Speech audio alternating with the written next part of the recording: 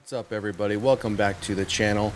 So for today's movie review, we are taking a look at the film on Hulu, it's a Hulu exclusive, Mr. Crocket. This is a 2024 considered an American supernatural horror.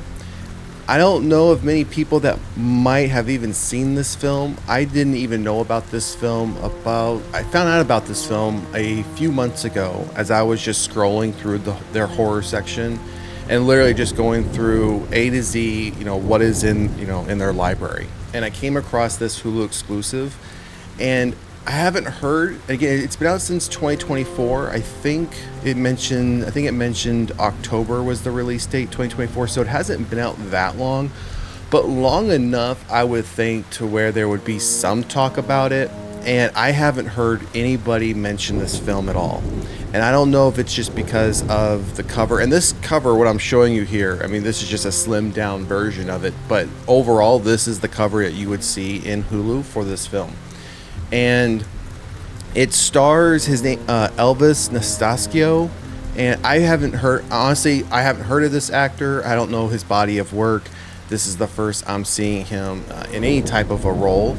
And I would say, just to give you an idea of what this film feels like, if I were to describe it just in a few sentences, it feels like Mr. Rogers meets horror with a dash of Terrifier and a dash of like a whimsical type horror.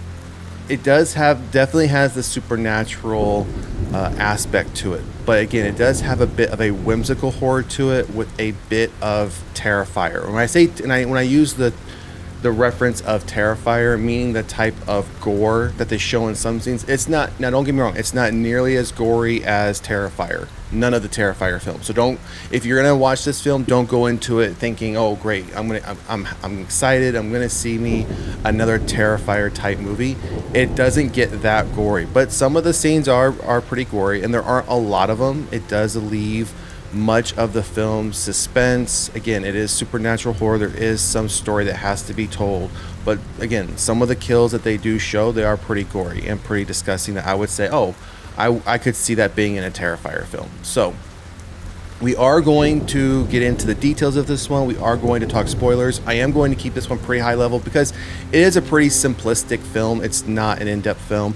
It was only roughly 85 minutes, if that. So it's not even meeting the normal standard of the 90 minutes, hour and 30-minute horror film. It's well below that by the time you factor in beginning and end credits. So it's not that long of a film, but nonetheless, it was an interesting film. It was enjoyable, based on what the premise was, based on what it was trying to deliver. Would I go back and watch it again? I'd probably go back and watch it again as if I was watching it as part of a watch party or a group of people who maybe haven't seen it, who are also into horror, just to expose them to something completely different. I do think it would be worth a view from that perspective. Again, as a follow-up view. Now, as a first-time view, definitely check it out. Again, if you're into horror, give any horror film a chance, and I think this one rightfully so deserves a chance, because I think it may have gotten lost in the weeds of Hulu, just for the fact that it is a Hulu exclusive. It doesn't have really a lot of high profile big name actors in it, so I feel again that it may have just gotten lost. Now, my understanding is the film is based on a short film of the same name, Mr. Crocket. I haven't seen the short film. I didn't know there was a short film up until I was watching this one and then kind of pulling my notes together and doing some research on it as far as dates and things like that. So again, I have no reference as to what the short film was about, but again, this is the full length version of that short film, is my understanding. So again, you can check this out. If you're in the US, you can check this out on Hulu. If you are international, it will be on Disney Plus, for those of you international who have Disney Plus. I don't know if it's a global wide platform, but if it is, that's where you can find it if you have it. So we are going to get into spoilers now from this point forward. So if you are interested in seeing this film, be prepared. We are going to talk some spoilers, but I will try to keep it fairly high level so it doesn't I don't give everything away. So if you do in fact want to go check it out, you're not going into it knowing exactly what's going to happen. So as you know, as you can see here, the villain name, the title name of the main bad guy, the main character is Mr. Crocket. Now, this is taking place in the early mid '90s. Is the current time in this film. It does jump back a little bit as far as giving a historical view of the character, but it's done in a very whimsical way, and I'll get to that point, and I'll describe that when we get there. But we're taking place in the early mid '90s, and the scene, the clothing, the music is very much set for that. And Mr. Crocket, there's a VHS tape called Mr. Crockett's World, and it's coming across as a children's television series that's hosted by the title character, Mr. Crocket, and he's got his puppets Squawky Bird and Bogaloo Blue. Again, the names will make sense when you actually see these characters both in their horror version and in their regular children's TV show version. Yes, there are two versions of them, and that's another thing I want to call out here. When we step into this other realm or other world of where Mr. Crocket is, he is in a separate world than the one that we currently reside in. We are, depending upon, you may perceive the world as this like apocalyptic, like rundown, battle damage, destroy, very dirty, world. But if you're under his type of like trance, so to speak, everything looks normal. Everything looks fine. So there's two perspectives here, depending upon the character and depending upon what they might be seeing. We're seeing it from the fact of we are not in this trance. We are seeing it for what it truly is. So just bear that in mind as you kind of jump from the real world to Mr. Crockett's world.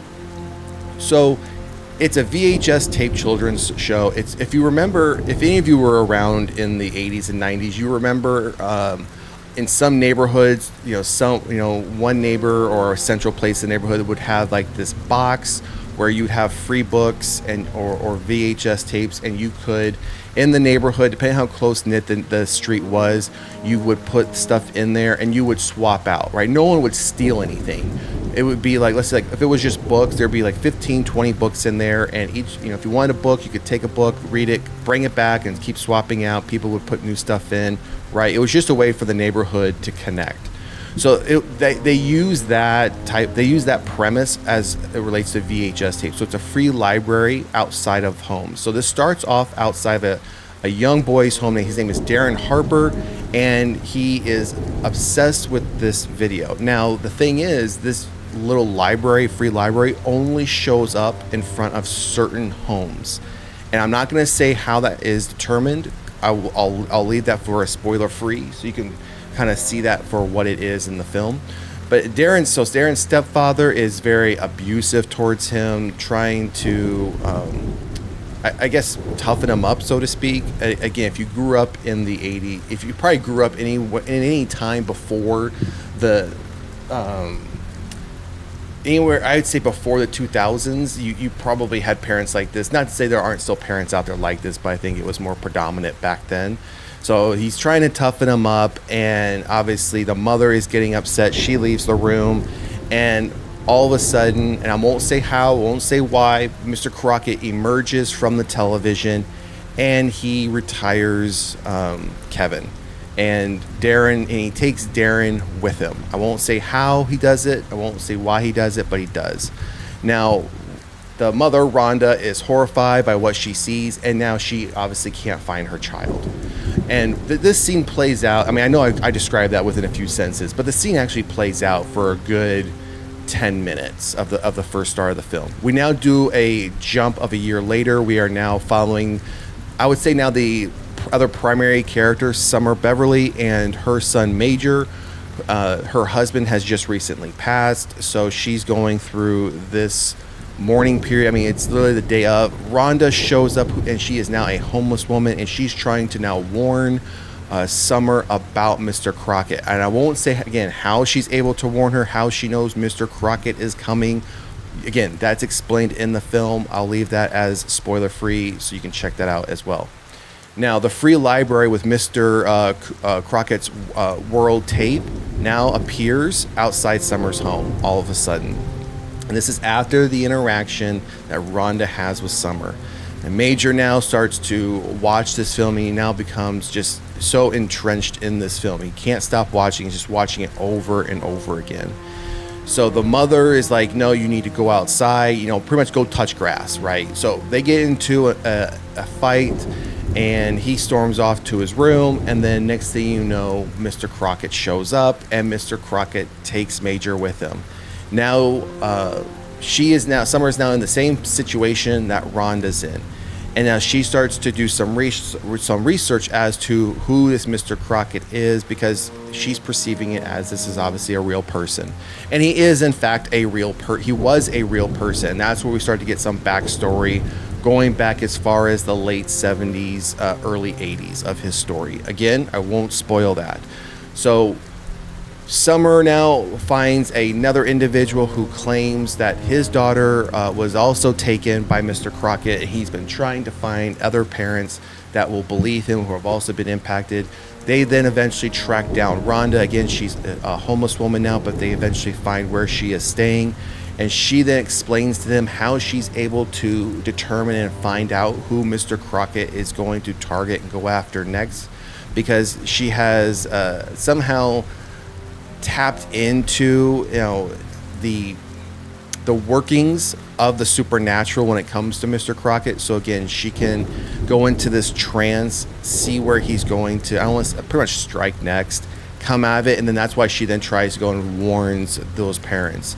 And then again, we then see in this situation where it happens again, the little box with the VHS tape pops up in the front yard, and the child that's living in this house starts to watch it, and again becomes entranced in it. Okay, so ultimately Summer and his name is Eddie are able to get into this alternate world where Mr. Crocket is, where all the children are and are still alive. And none of them have age. So the young boy from the beginning of the film, Darren, even though it's been a year, he hasn't aged a year. It's like time stands still in this alternate world, even though in the real world it just continues to move on. Unfortunately, Mr. Crocket, before they are able to get into his world, he tries to stop them. He stops Rhonda, but I won't say how. I will say she doesn't die. I will say that. You may think she does, but she doesn't. So I will spoil that aspect. But the other two happen to get into his world, and then this is where Squawky Bird and Boogaloo Blue, you start to see the horror versions of them. And then this is where we get more backstory of Mr. Crocket back in the 70s, where he was trying to do something good, was accused of not doing something good, was ultimately held accountable for that, and then now he's back doing what he's doing as far as with parents and children. So again, I'm not going to spoil that, because I feel like, again, it would give way too much away if you are interested in the supernatural horror subgenre. Ultimately, though, I don't really want to say how it ends. I will say they get into his world, and then they have like this final little, I don't want to say major battle, but they do have this final battle, and you do think this is where it ends. And I thought, okay, this is where it's going to end, and it doesn't end there. It does tailor on right up until the very end of the film, and I think the film does end very well, because you really don't know where, with this being a Hulu exclusive, and it's only 3 or 4 months old, it really leaves the door open to see how they're going to either close this out, if they decide to close this out, or if they decide they have an opportunity to maybe do something else with this character. So I'm not going to, again, I don't want to go into any more than that. I think it's worth checking out. Again, it's supernatural horror.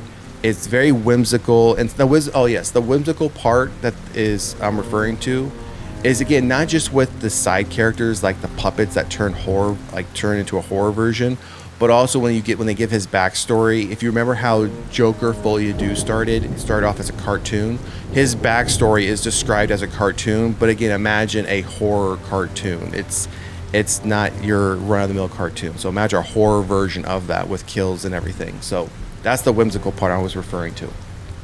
So as far as my rating for this, I'd give it a solid 4. Again, for watching it for what it was doing something completely different. It was trying to do something completely different, and I could respect that.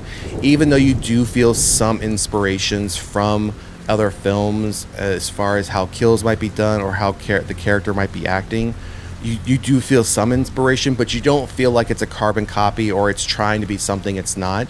So I give it a solid 4. I mean, I would easily go back and rewatch this again just for the entertainment value. So definitely a 4 out of 5. I would recommend, if you haven't seen it, go check it out. Again, if you're in the US, it's on Hulu. If you're international and Disney is available, it's on Disney Plus for international people. Again, this came out in October 11th. So again, it is still like 4 months old. It's just a little over 4 months old. So I still think that's fairly new, especially for something I feel many people may not have heard about, but that I would want to give too much away and really spoil this for anybody who might want to see this. But highly recommend it. Solid 4 out of 5 in my opinion. I would definitely give it another rewatch. Again, for pure entertainment value. But if you like the supernatural subgenre, with, again, it dabbles a little bit with some Terrifier type kills. Again, not hardcore, not leaning all the way into Terrifier territory, but I feel it could have gotten there at some point. And again, I think this definitely leaves a door open for this type of stuff, this type of content, whether it's through Hulu or we start seeing this through other means as far as this type of storytelling. I think it could be an avenue that we see further down the road. So that's going to do it for my review. Again, 4 out of 5. Mr. Crocket on Hulu. Check it out. Drop a comment in the comment section if you've seen it. Let us know what you thought. Did you rate it higher or lower? If you haven't seen it, let us know if you're going to check it out. Also, make sure to like, share, and subscribe to the channel. Again, we are closing in on 500 subscribers, so every little bit helps. So if you haven't done so already, please do so. And if you already have subscribed, whether you are new or existing, thank you for all the support. It is greatly appreciated, and we will see you at the next one. Peace.